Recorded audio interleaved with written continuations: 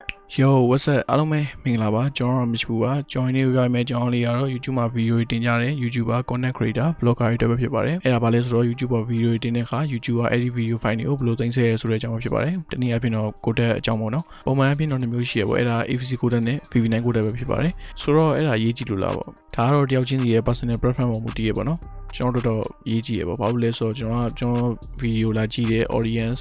viewer တွေကိုအတန်ပိုင်းရော visual ပိုင်းရောကျွန်တော် quality ကောင်းအောင်ပေးချင်တယ်ပေါ့ဆိုတော့ကျွန်တော်လိုမျိုး video quality ကောင်းအောင်လေးကိုယ့်ရဲ့ audience viewer တွေကိုပေးချင်မယ်လို့ထင်ပါတယ်ဆိုတော့ကျွန်တော်စလိုက်အောင်အဲ့တော့ပထမဆုံး AVC code ကို Google မှာခေါ်ရလို့ရှိရင်ဒီလိုကြလာပါတယ်ဒီ code ကိုအများဆုံးအပြင် 1080p video နဲ့အောက် quality ဖြစ်ကြတယ်240 360 480 720အစားရှိပြင်အဲ့လို video တင်လို့ရှိရင်တွေ့ရပါတယ်ပြောချင်တာ 1080p video အောက်ဆိုလို့ရှိရင် AVC code နဲ့တင်တယ်ပေါ့နောက်တစ်ခုကတော့ VV9 code ပဲဖြစ်ပါတယ် VV9 code ကိုကျွန်တော်တို့ Google မှာတွားပြီးတော့ရှာလို့ရှိရင်ဒီလိုတွေ့ပါတယ်သူ့ကိုကြတော့ 1440p 2K resolution နဲ့အထက်ဖြစ်ကြတယ် 4K 5K 6K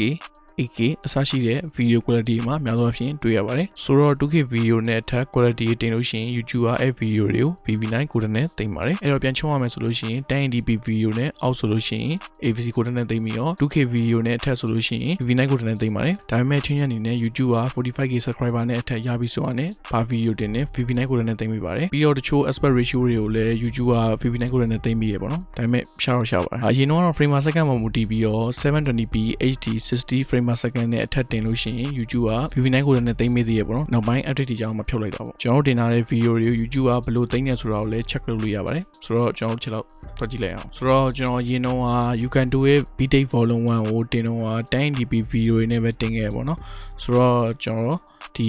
video တစ်ပုဒ်ကိုစမ်းပြပါမယ်ဆိုတော့ဝင်လိုက်မယ်ဝင်မှလို့ရှိရင်ခဏဆောက်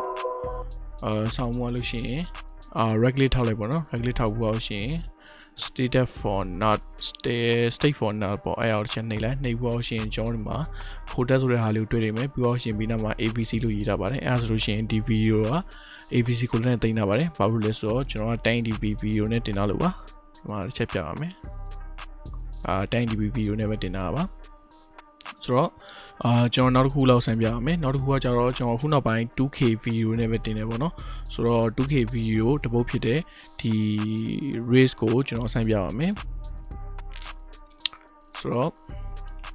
ဒီမှာ quality ချက်ကြည့်လိုက်ပေါ့နော်ဒီမှာ 40p နဲ့ကျွန်တော်တင်ထားတယ်ဒါဆိုလို့ရှိရင်ဒါ 2K video ဖြစ်ပါတယ်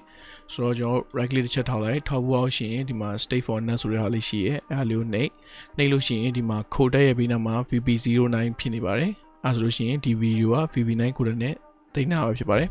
ဆိုတော့ဒီလိုနည်းနဲ့ကျွန်တော်တို့ video တွေကို check လုပ်ရပါတယ် AVC code နဲ့တင်တဲ့ video တွေကများသောအားဖြင့်နည်းနည်းဝါတာမျိုးတွေပြီးတော့ရှင်ကိုကထုတ်တုံးကကြတော့ quality ကတစ်မျိုးတင်လိုက်တော့ quality အရင်ကြောက်သွားတာမျိုးတွေတော်များကြုံမှာပါ video ကဝါပြီးကြည့်ရတိတ်မ fine တော့ဘူးပေါ့ VV9 code နဲ့တင်တဲ့ video တွေကတော့အဲ့လိုမျိုးတွေတိတ်မကြုံရဘူးပေါ့တော်တော်လေးကြီးကောင်းပြီး export ထုတ်ထားတဲ့ quality နဲ့လည်းတိတ်ပြီးတော့မကွာဘူးပေါ့နော်ဒါပေမဲ့ export ထုတ်တော့ quality မှန်မှန်နဲ့ထုတ်ဖို့လိုတာပေါ့နောက်တစ်ခုကကြတော့ကျွန်တော်ရင်က AVC code နဲ့တင်တဲ့ video တွေကို download လုပ်လို့ရှိရင် 360p နဲ့ 1080p နှစ်ခုပဲပေါ်တယ်ပေါ့နော်ဒါပေမဲ့ခုနောက်ပိုင်း VV9 code နဲ့တင်တဲ့ video တွေကတော့ quality အဆုံးရရပေါ့240 360 480 1080p နောက်ဆုံး 4040p 2K resolution တွေရရပေါ့ video ဘိုင်းမှာလည်းရုပ်တရက်ကြည့်လို့ရှိရင်တော့တိတ်မသိတာပဲမဲ့ကျွန်တော်တို့အရင်တော့ video လိုမျိုးတိတ်ပြီးတော့မှုံဝါနေရမျိုးတွေပြောရှင် frame တွေထဲမှာ micro block တွေထားနေရမျိုးတွေတိတ်ပြီးတော့မရှိတော့ဘူးပေါ့အခုဒီ video ကြည့်နေတဲ့လူတွေထဲမှာလည်း YouTuber content creator ရှိရဆိုလို့ရှိရင်ကျွန်တော်တို့ VV9 code နဲ့တိတ်ဖို့ recommend ပေးပါတယ်ဆိုတော့ကျွန်တော်တို့ VV9 code နဲ့ YouTube ကတင်အောင်လို့ဘယ်လိုတင်ရမလဲပေါ့အဲ့တော့လွယ်ပါတယ်ကျွန်တော်တို့ video တွေ export လုပ်တဲ့ခါကျတော့ရှင်အနည်းဆုံး 4040p 2K resolution နဲ့ထုတ်လို့ရှိရင် YouTube က